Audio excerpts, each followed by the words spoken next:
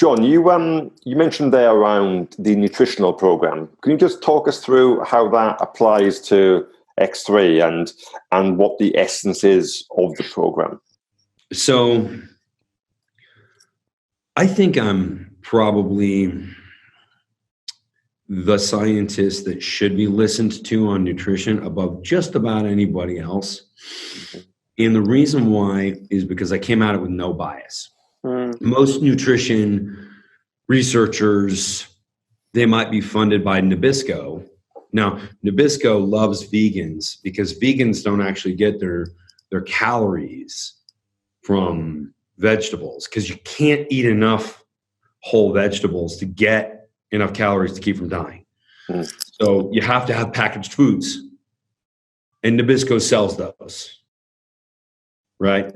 Yeah. So that they really are pushing hard on, saying meat's bad for you or whatever. That's not true. High levels of LDL cholesterol, bad cholesterol, is now associated with longer life. The opposite of what we were told from the 1950s on.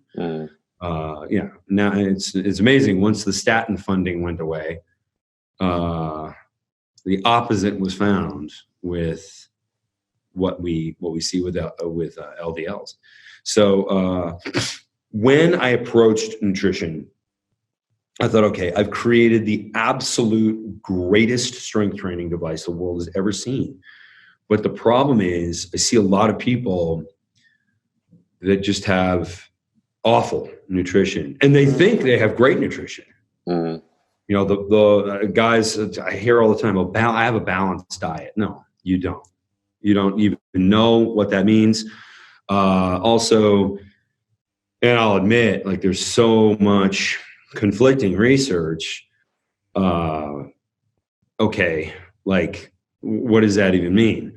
I would say 99 out of 100 nutrition books are just good for the trash, because there's so much garbage data, poor studies, conflict of interest type stuff. So I'm seeing all this, and I'm reading the research, really not any books, and I'm not following really any personalities. Now, I was friends with Dave Asprey, right, when I launched, I still am, right when I launched X3.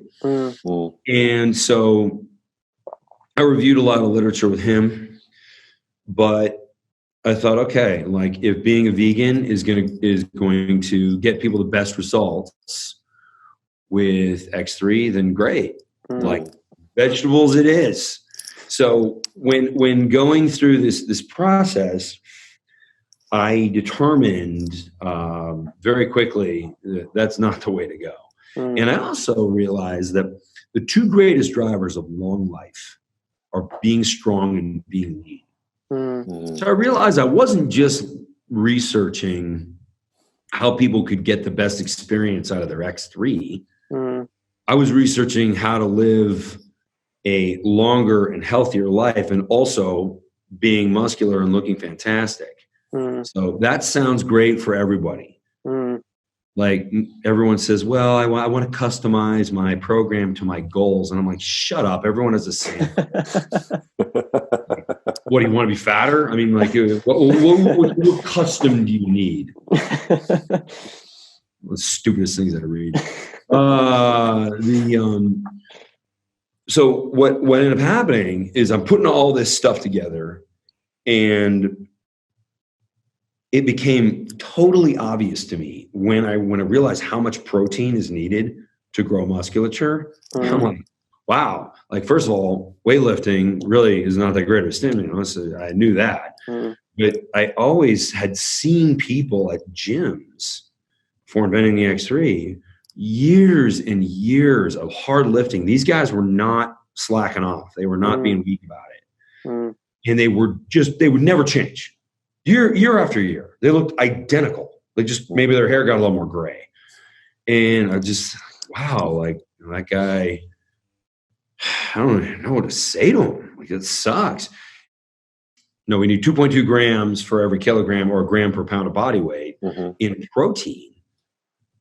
I was like, wow, if that's the amount of protein we need, there is not room in our intestines for really anything else. Now, protein comes with fats, so that's clearly important.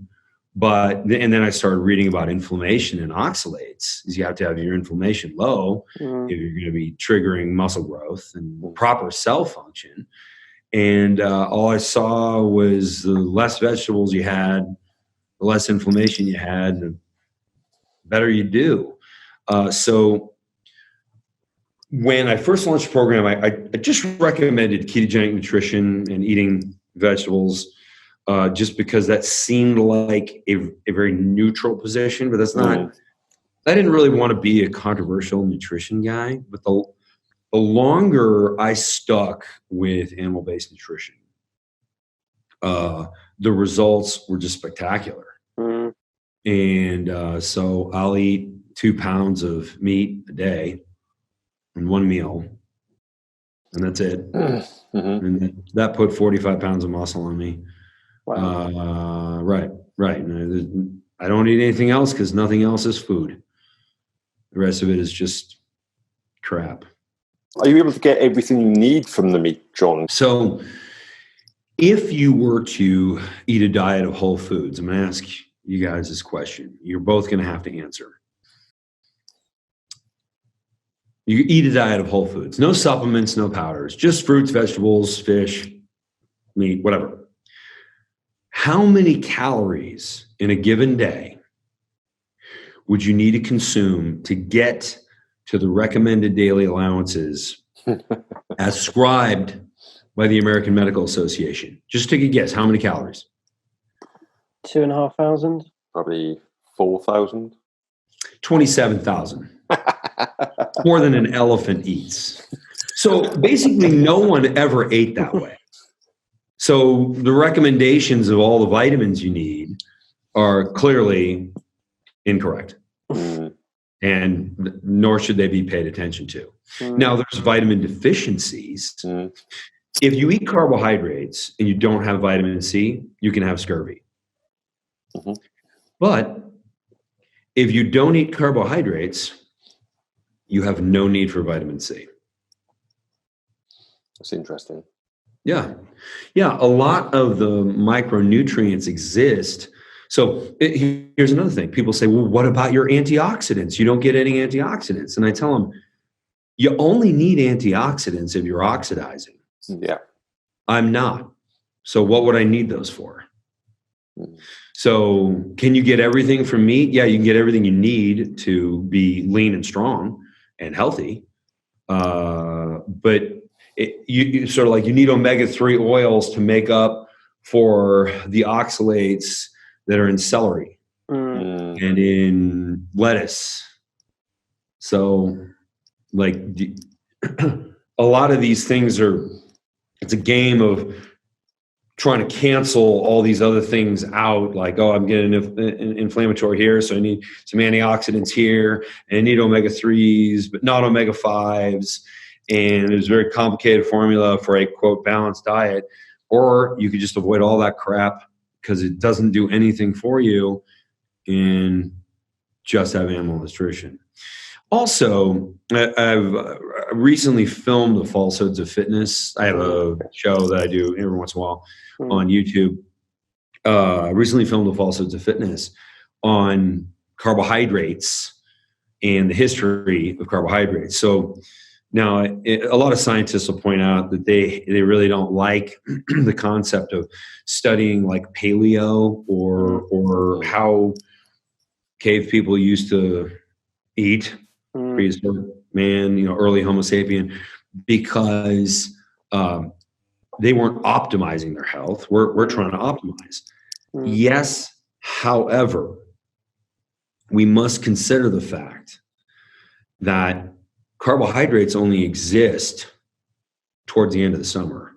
If we lived in an indigenous population, the three of us were in a tribe of early man living somewhere in the middle of England,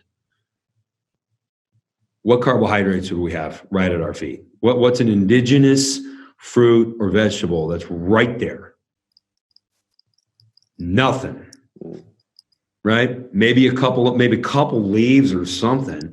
And those would only show up at the end of summer. And then, like, you know, this window when carbohydrates are available is definitely different if you live in a jungle versus live in, you know, England or something like that. But the point is, majority of the year, they don't have access to blooming fruits and vegetables. No one ever did. So when a physician says, oh, children need carbohydrates to grow healthy and strong, garbage. That's stupid. That never happened.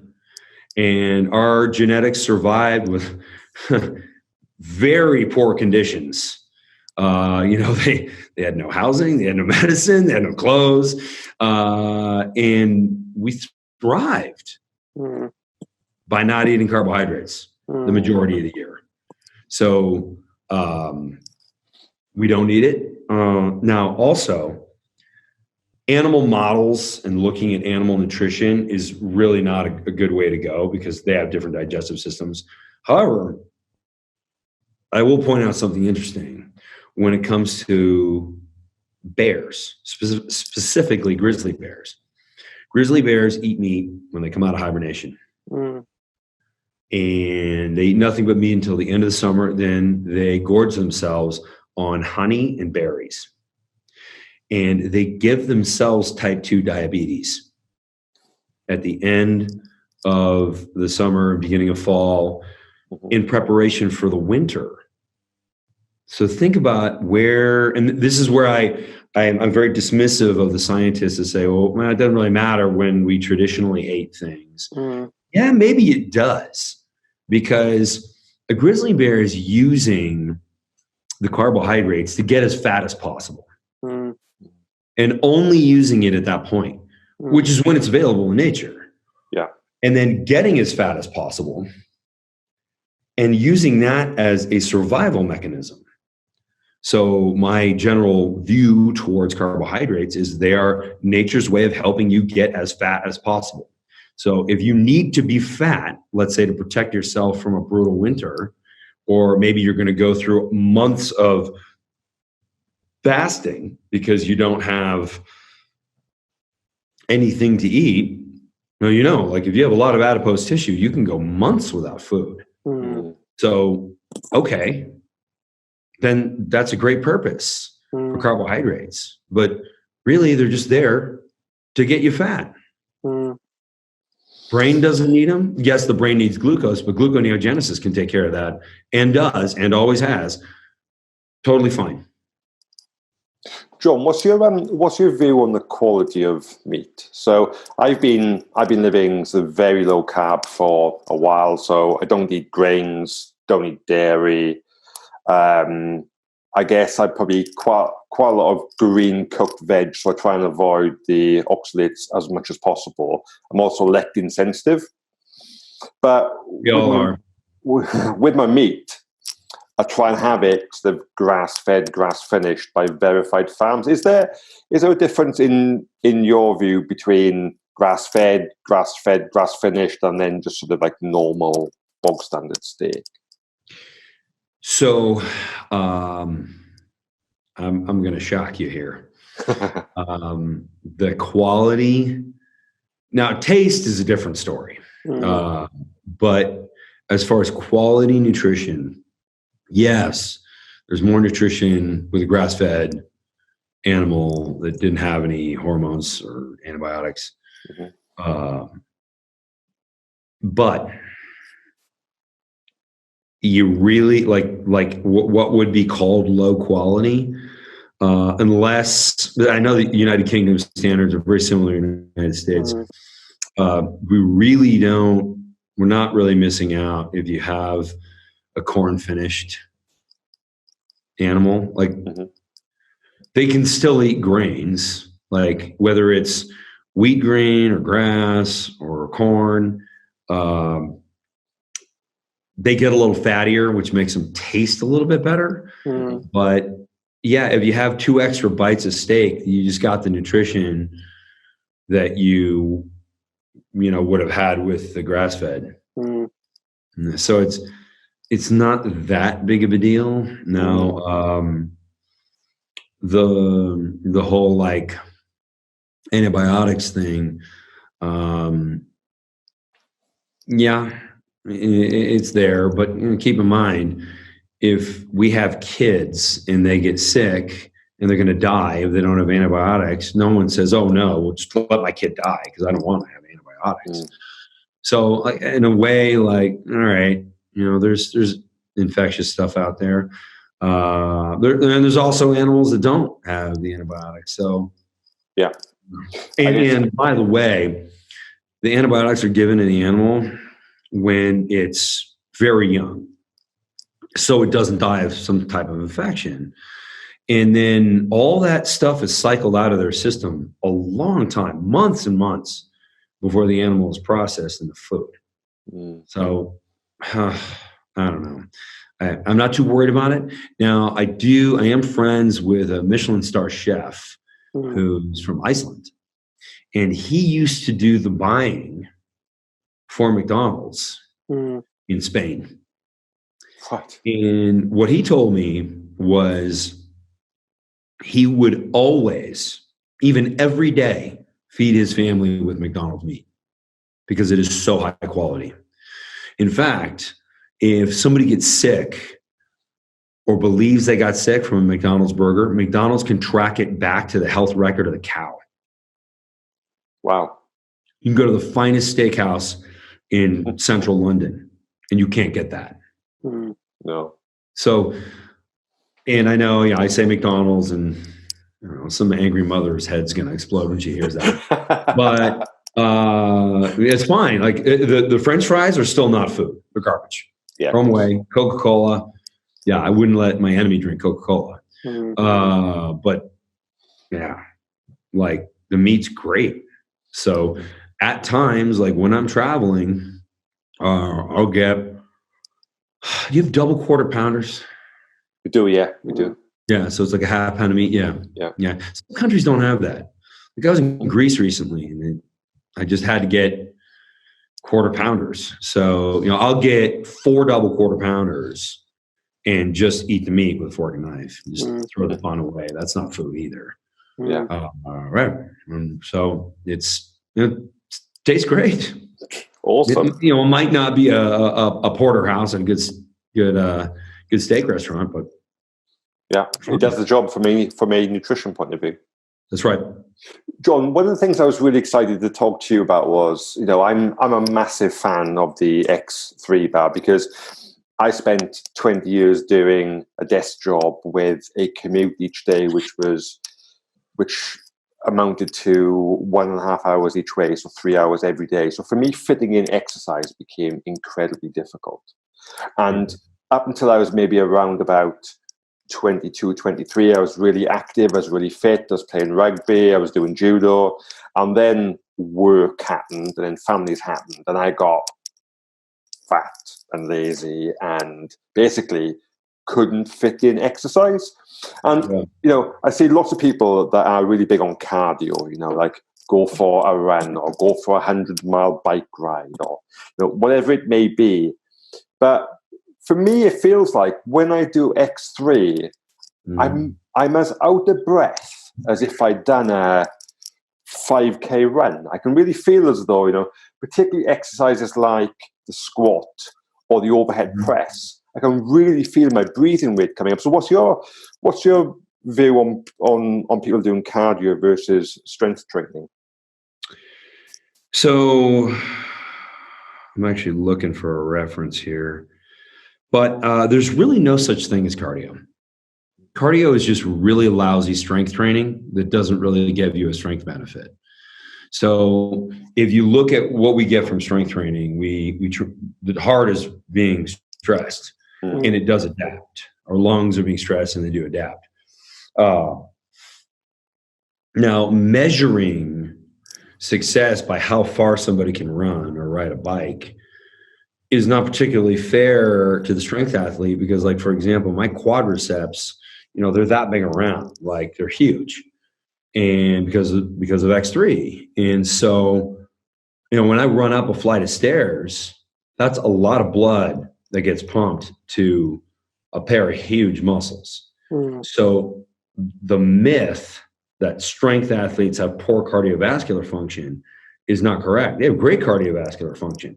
They just have a bigger engine that they're pumping blood to. It's like saying, a Formula One car is a piece of garbage because it burns too much fuel. Like, my Prius is better. Like, not really. They're very different purpose vehicles. So what's going on is that I wish I could find the reference. I maybe you can put it in the show notes. Of course, yeah, of course we will. Yeah. There's more than 100 studies that have looked at the cardiovascular health, which is not how far you can run. Cardiovascular health of strength athletes versus endurance athletes, and the real difference was the strength athletes had more muscle and they had the same cardiovascular health. So which is better? Like I said, there's no such thing as cardio. It's just awful strength training. It doesn't really work. I love that. Yeah, so I don't do any cardio. And also, it's really going to upset some people. Cardiovascular exercise upregulates cortisol, which is the hormone that protects your body fat, as in it keeps you fatter longer. So when you go to the gym, you see people just running like rats on the treadmill, and they're just running, or they're pedaling. They're not going to be getting what they want because now their hormonal system is fighting with them. Just don't do it. It's going to give you the opposite of what you want. So also cortisol, another thing cortisol does is it acts against muscle mass to break muscle mass down. So you're losing muscle and protecting your body fat. And if you think about the logic of the central nervous system, why would it do that? That sounds awful. Well, you're showing your body a stimulus. Now remember, your central nervous system is like an engineering team working 24/7 in your body to make you as good as you can be. But when you give it a stimulus that says, okay, I need to be a machine that goes long distances, it's going to say, well, we need to conserve energy. So we got to shrink muscle. And it's also going to say, well, we need to store energy too. So we're going to store more body fat. And so also bone density goes down because that's weight that's not needed because there's no high impact to distance running. In fact, the toe strike or the midfoot strike is really how a distance runner runs, and it's very low impact. So bone density goes down. Tendons and ligaments shrink. So everything's shriveling as they're doing this. And so because their body weight is low does not mean they're healthy. So when you look at a sprinter and they're leaner, right? Like who has more muscular definition, a distance runner or a sprinter? Sprinter. Right. Because sprinting actually does the opposite. It upregulates growth hormone and downregulates cortisol. Hence, sprinters are muscular. Amazing. Ben, do you have a question for John?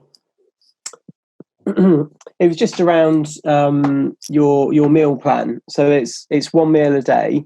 Do you eat it raw or cooked? And is there a time pattern that you tend to follow when you're eating? I like kind of an early dinner, maybe 6 o'clock. Depends on if I eat later, I just stay up later because you want some of the digestion to take place before you go to sleep. But I only eat one thing: red meat. Pretty easy. The restaurant list is pretty simple. What steakhouses are in this town? Question I ask when I show up anywhere I am. That's it. That's it. Yeah, just a couple pounds of meat. Now, I also take the only supplement I take is Frontage, which is an even more efficient protein than steak. And the reason I developed that was because X3 users, when they found out, like the guys who are 200 pounds, I'm 220 or 100 kilos. And so they were like, wow, like I can't eat that much. It's like I can't choke the food down. Now, part of it is just kind of like I roll my eyes like, yeah, you can. But all right. So I went and found a fermentation process that was typically used in with cancer patients. And what that fermentation process creates, this bacterial byproduct, is the essential amino acids, because that's the most important part of protein, is those specific amino acids that your body cannot make on their own. A lot of people don't know that. And if you're missing one of the 8 essential amino acids, all the rest of it gets flushed through your body in the form of nitrogen. Like if you're missing one, you're done. You're not building any muscle or repairing any tissue for that matter, whether, your eyes or your skin or whatever.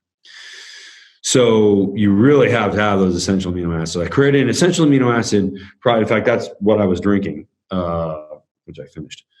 It looks like lemonade, tastes like apples, and it mixes clear, but it's 10 grams of protein in 16 ounces of water, but it makes up for 50 grams of standard protein source. Oh, wow.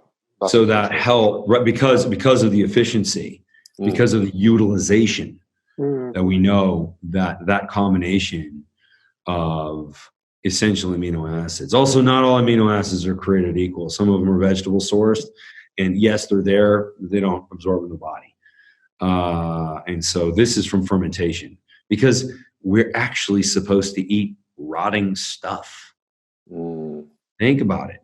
If the 3 of us were living in the middle of England and we found like a woolly mammoth or something like that, we took that thing down, by the time we got to the last bite of that animal, probably not fresh.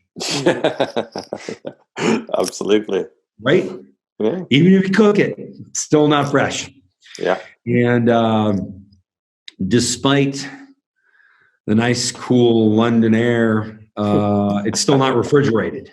Yeah. So bacteria is taking hold, and we're missing out on rotting stuff, which is coincidentally where we get essential amino acids. So now with Frontage, I have replaced that in my nutrition. So it's not as bad for me, because my body weight is 220. It's actually a little above that right now. I think I'm putting on more muscle. I really haven't done a DEXA scan recently, but which was to be expected. The impact, I don't have to have over 2 pounds of steak if I don't want to, because I'm replacing that essential amino acid. And that's the only supplement I take.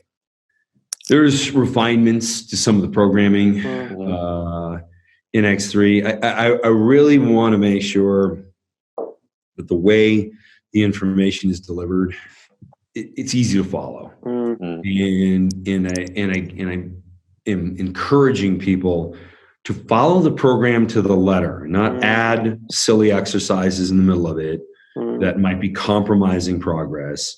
Don't think I'm going to do extra well because I'm going to carb backload or refeed or any of these other nonsensical ideas that don't have science attached to them. Yes, you can retain more water when you have more carbohydrates. By the way, when you go carnivore, the hydration in your body is different. And there's a lot of people say, like, I tried going carnivore and I just had these headaches and I felt horrible. And so I stopped, because obviously it was killing me. And I go, wait a minute. If you smoke cigarettes and you stop smoking cigarettes, you'll get headaches. Does that mean you should always smoke cigarettes because it's much better for you? No. What's going on is nicotine is a vasoconstrictor. And once your body gets used to always having nicotine in it, it has mechanisms for managing that.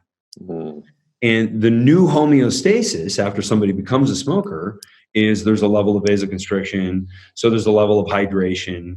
And then as soon as you take that variable away, the body's stumbling to find homeostasis again. And you have dehydration periods and you get headaches from dehydration. So the same thing happens when you go carnivore. The way around that is electrolytes. Or you can just put some like sea salt in like warm water, which is, you're missing out on the potassium, but or just get an electrolyte tablet. And once you go carnivore and you do this, so you don't have the headaches, you'll never go back. Because it's just body fat drops off. Like I'm lean. I have veins in my abdominals. I certainly am not feeling deprived. So I'm not hungry during the day because carbohydrates are what keeps you perpetually hungry. So because I don't have that, I'm not hungry. And then when I sit down for a meal, I eat a couple pounds of meat. That sounds great, doesn't it? It does sound great. Yeah. Like it's like I'm enjoying myself. And I also know that all the other stuff that I'm not eating is just garbage. It's just toxic. So I'm just not eating it. And I'm better off for it. Cool. So John. I suggest everybody give a try to what I'm doing. And then X3 also. X3 is absolutely the most powerful method of building muscle and being lean. And I'm seeing guys, especially the executive population, because a lot of guys who hang out at the gym all day, number one, they think they have all the answers, which is typical of the fitness community. But the other thing is they feel like they've got the equipment in front of them. And how could a tiny thing that fits in a drawer in your house, which is very compact, how could that small thing be better than an entire weight room? Well, if they bother to read the science, I can show them why the weight room is no longer required nor even relevant anymore. Now, I've also seen a lot of weight rooms put X3s in. So there are some gym owners that understand the science. So ultimately, it's the executives that grabbed a hold of this because they didn't have time.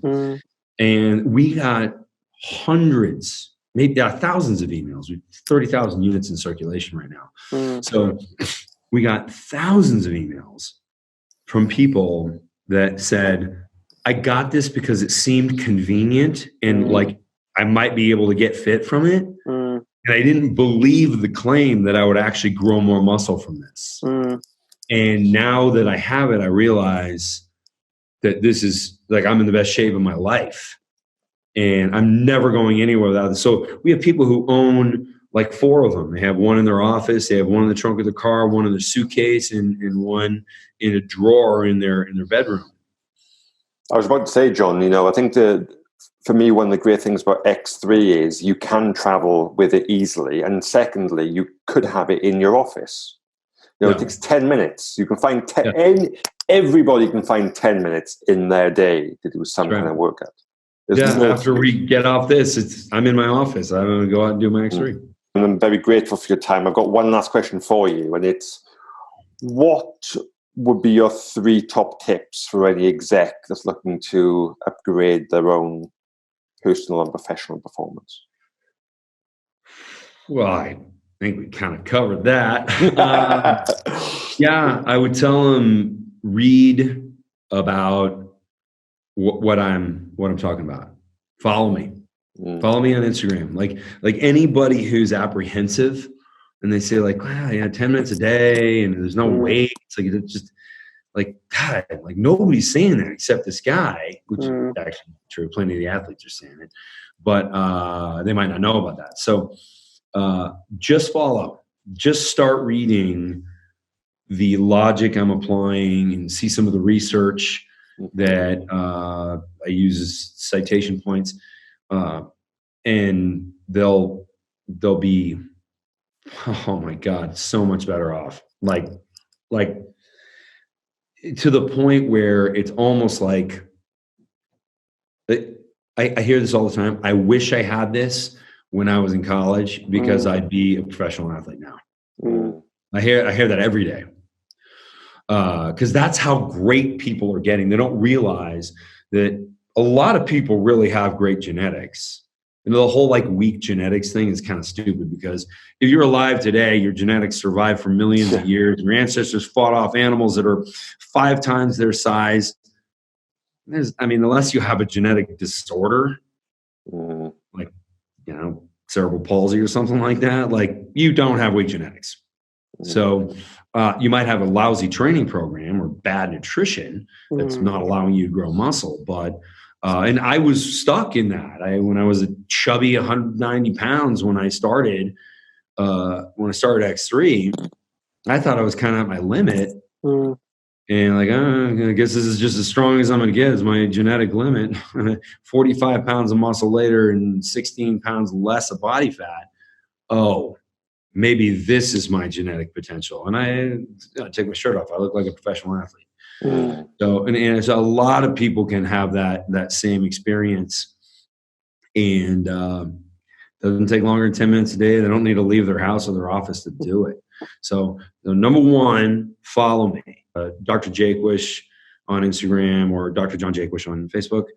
Another person to follow is Dr. Shawn Baker, SHAWN Baker. Yeah. And he's a medical doctor who is really helping the world understand why meat is food and things that are not meat are really not food. Or they're things that aren't going to be very beneficial to you. So he kind of views carbohydrates as like, you put chimichurri sauce on your steak. Yeah, there's vegetables in that, and that not gonna hurt you, but it's not gonna help you either. So like, that's it, for the way he views it. And he just wrote a book. It's not out yet. I actually have a pre-release copy of the book, and it's dynamite. Really nice. So follow Shawn Baker for the carnivore nutrition. The third thing I recommend is take a piece of paper and write down the first 2 things I just said, because I don't want you to forget. John Jaquish, Jaquish, and Shawn Baker, SHAWN BAKER.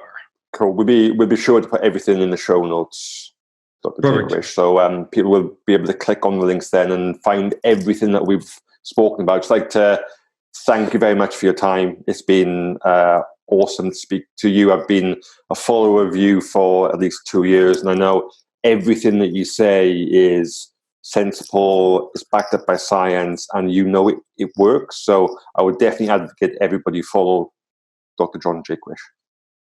Awesome. Thank you very much. All right, guys. Thank you. Thanks so much. Cheers. I'd like to thank Dr. John Jaquish for his time and fascinating points of view. Do check out John on his social channels. Remember, if you would like to access our content 1 week before it's released, please leave your details at www.upgradedexecutive.com/subscribe, and we will send you a special link so you can access the videos 1 week before we officially release them. You can also follow us on all of our social channels at Connect with UE, and also our website at www.upgradedexecutive.com.